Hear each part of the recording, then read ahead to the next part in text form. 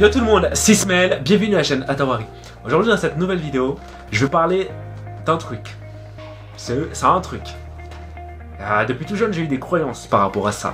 Notamment les exercices d'abdos qui travailleraient plus le bas des abdomens que le haut, ou le haut des abdomens que le bas. Il y a des choses qui se disent, hein, beaucoup de choses, hein. Mais bon, on va en parler de tout ça aujourd'hui. On va voir tous ces mythes. Allez, c'est parti, générique.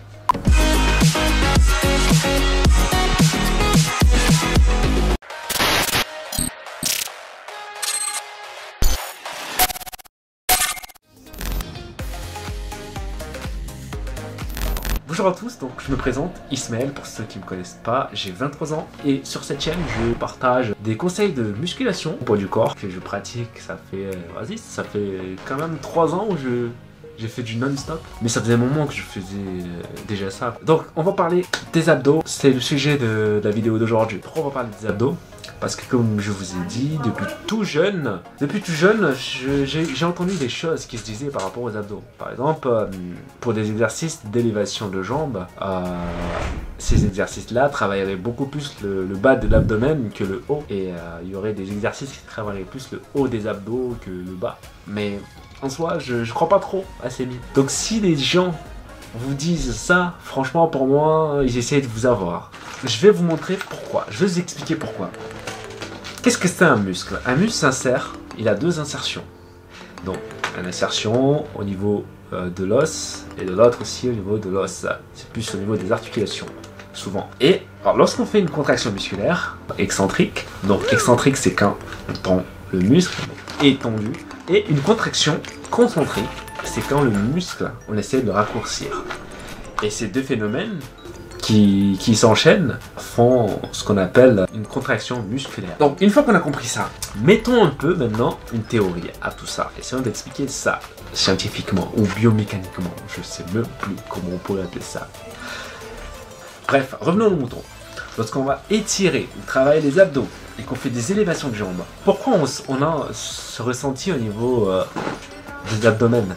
Pourquoi? Je vous montre par rapport à mon biceps. Insertion ici au niveau de l'épaule et insertion au niveau de l'os de l'articulation du coude.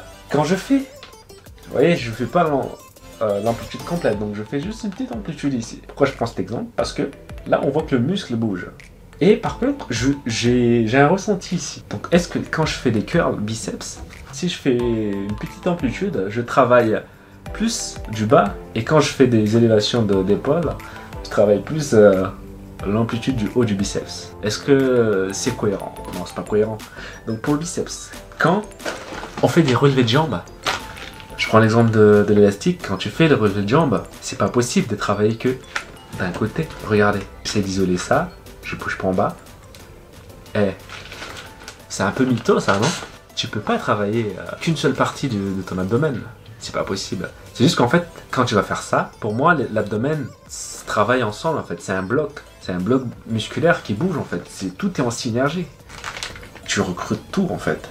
Et donc, quand tu vas faire des relevés de jambes, pourquoi tu as un ressenti au niveau du bas qu'au niveau du haut? C'est parce qu'en fait, tu as les insertions qui créent un frottement et qui créent donc une inflammation. Et c'est cette petite inflammation qui fait que tu sens beaucoup plus le bas que le haut. Mais en soi, tout le muscle est en train de bouger, quoi. Donc tout l'abdomen, le grand droit notamment, est en train de bouger. Le grand droit, c'est le fameux six-pack qu'on voit. Bref. Pour moi, donc ça, c'est un peu un mythe. Et puis, même, c'est grave parce que c'est depuis tout jeune que j'ai cru ça, en fait. Je me suis fait avoir comme certains d'entre vous. Et c'est ouf, quoi. Parce que quand tu te dis que c'est ressenti, c'est juste une petite inflammation et que tu ressens ce travail au niveau du bas quand tu fais des relevés de jambes. Là en l'occurrence, je prends l'exemple du psoas qui est un muscle qui s'insère dans le lombaire, dans la zone lombaire, qui passe dans la hanche et qui vient s'insérer sur le haut du fémur. En gros, le haut de la jambe. Et c'est pour ça qu'en fait, quand vous faites des relevés de jambes, vu qu'il s'insère dans le haut de cuisse, on sent ce ressenti. Mais on ne peut pas travailler que le bas, quoi. C'est pas possible. Est-ce qu'on est d'accord? Si vous êtes d'accord, dites-le moi en commentaire. Ça, donc, c'était le premier point. Deuxième point sur les abdos. Je vais prendre l'exemple des crunchs. Le crunch parce que je déteste les crunchs. Et je pense que vous allez détester aussi le crunch quand je vais vous dire ça. Beaucoup de personnes pensent que faire le crunch, donc allonger sur le dos, essayer de rapprocher le bas du corps et le tronc. Donc le but des crunchs, c'est de rapprocher le maximum. Mais si vous voyez, quand on essaie de rapprocher au maximum, au bout d'un moment, le muscle arrive à son maximum. On peut plus rapprocher plus. Et quand on fait ça, et qu'on veut aller encore plus loin que ça, c'est ce qu'on voit souvent, quand les gens tirent sur leur nuque pour aller plus loin que ça, risque de blessure. Parce que pourquoi? Parce que déjà de 1, le muscle quand il arrive, il est raccourci, tu peux plus raccourcir que ça quoi. C'est quand tu vas raccourcir plus que ça, tu vas solliciter le dos, tout ce qui est disque à l'arrière, et donc tu te crées beaucoup plus de douleur au niveau du dos, au niveau de la nuque, parce que tu vas vouloir tirer beaucoup plus au niveau de la nuque, et des longues répétitions, ça va, du fait de la gravité, tu vas automatiquement tirer sur la nuque et avoir des tensions au niveau de la nuque. Donc les crunchs, même s'il y en a qui trouvent voilà, que c'est un exercice phare de nos jours, c'est pas le meilleur exercice pour travailler les abdos, c'est des petits muscles gugus que vous êtes en train de travailler. C'est comme si en fait vous prenez une petite bouteille d'eau et vous faites des petits curls quoi, avec le bras. Ça sert à rien. Mais après bon, vu que je sais qu'il y en a quand même qui vont faire les crunchs, même après avoir vu cette vidéo, je vais quand même vous donner une petite solution à ça.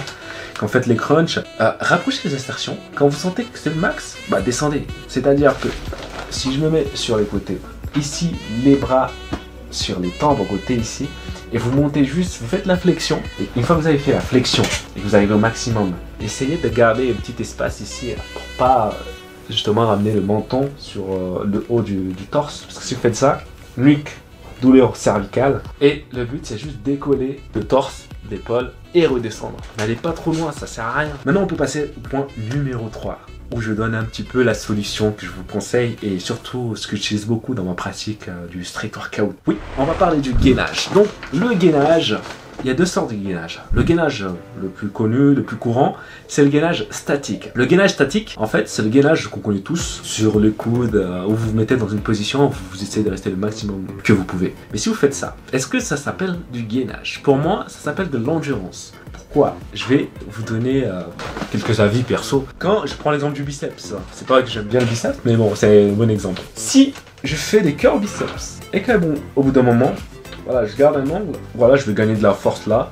J'essaie de rester le maximum que je peux dans cette position. Qu'est-ce qui se passe? Si déjà je reste le plus longtemps dans cette position, je suis en endurance. Quand on fait un gainage, en fait, le but c'est de recruter le maximum de muscles dans une position bien précise, donc pour gagner de la force. Donc si je reste dans cette position, c'est que je serai fort que dans cette position. Le jour où on me pousse d'un côté, bah je perds directement, je suis déséquilibré et je perds toute ma force quoi. Donc les amis, c'est pas la solution optimale de rester dans une position de gainage statique. D'ailleurs, quand tu fais ça, et par exemple tu prends l'exemple d'un mec qui serait fort en planche sur les coudes, alors il y a même un record du monde, je vous laisserai mettre le nom du gars là, qui a battu le record du monde de gainage sur le coude. Je crois que c'est un coréen, mais bon, je sais plus trop. Prenons son exemple à lui. Le mec, il est fort dans une position bien précise où l'angle est à 90. Le jour où tu le dis d'étendre un peu plus les bras et de rester là, et que quelqu'un arrive là, le pousse, bah il tombe comme une merde. C'est la réalité. Quand tu vas être bon dans un angle précis de ton gainage, tu ne vas pas pouvoir transférer ça dans la vie de tous les jours ou dans n'importe quel sport.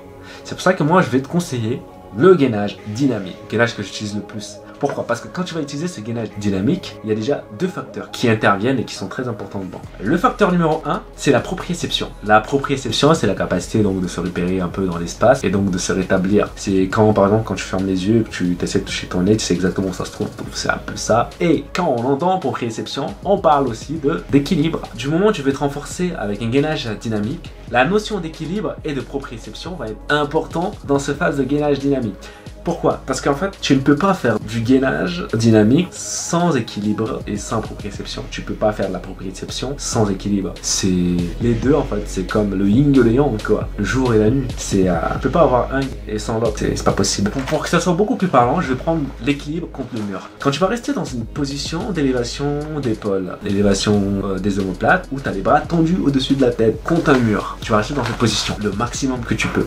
Si je prends mon exemple, quand j'ai appris l'équilibre, j'ai vu plein de conseils sur le net de gars qui te dit ouais, tu dois te mettre sur un mur et t'essaies de rester le plus longtemps possible. Oui, ouais, ça aide, mais ça sera pas optimal. Pourquoi ça serait pas optimal? Parce que comme je t'ai dit, quand tu apprends ça que sur un mur où tu essaies de rester le plus longtemps possible dans cette position, tu vas déformer le mouvement et tu vas avoir moins de ressenti. Ce que je te conseille de faire, et ce que moi j'ai fait, c'est que tu te mets sur un mur, t'essayes, vas-y, de rester 30 secondes. Même 30 secondes c'est beaucoup, mais moi je prends l'exemple de 30 secondes, ça sert à rien d'aller plus loin. Là, au-delà, tu vas changer de filière énergétique, tu vas passer sur la filière d'endurance. Et quand tu vas passer sur la filière d'endurance, ça va juste t'aider à rester plus longtemps, mais c'est pas sûr que tu puisses transférer cet équilibre sur un équilibre sans le mur. Moi, ce que j'ai fait en l'occurrence, c'est que je me suis mis sur ce mur et je restais 30 secondes. Et dès que je commençais à fatiguer un peu, j'essayais soit de décoller les jambes et de me balancer à droite à gauche et de me rétablir, de rester droit et de revenir sur le mur. Pour moi, cette stratégie est le meilleur parce que ça va t'apprendre à te rééquilibrer dans une phase de déséquilibrage.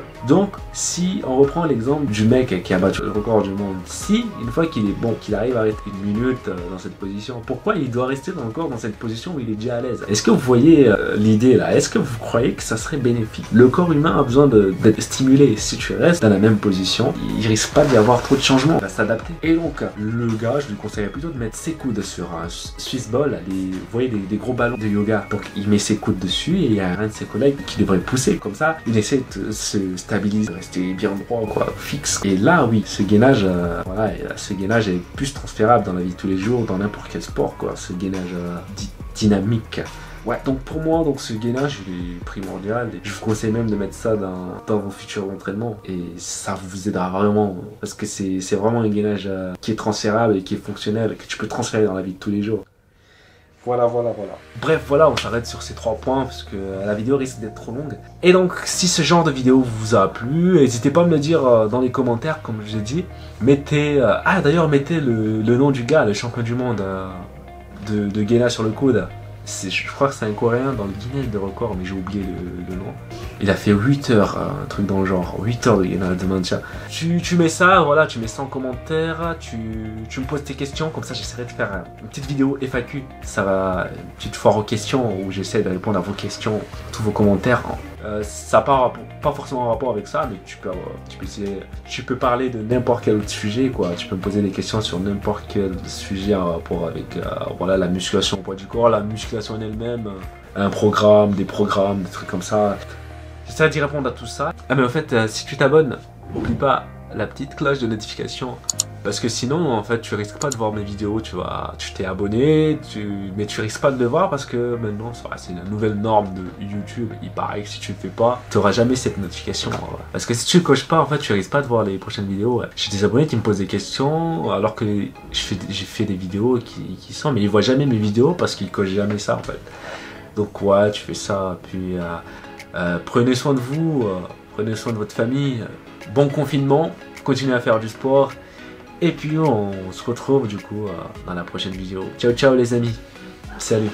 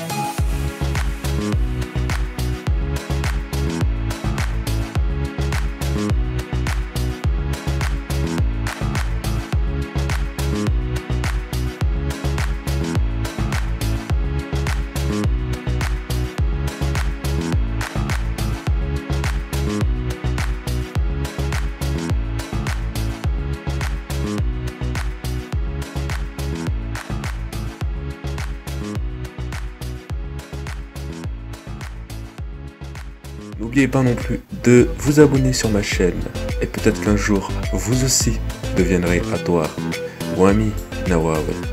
C'était Ismaël là pour vous servir.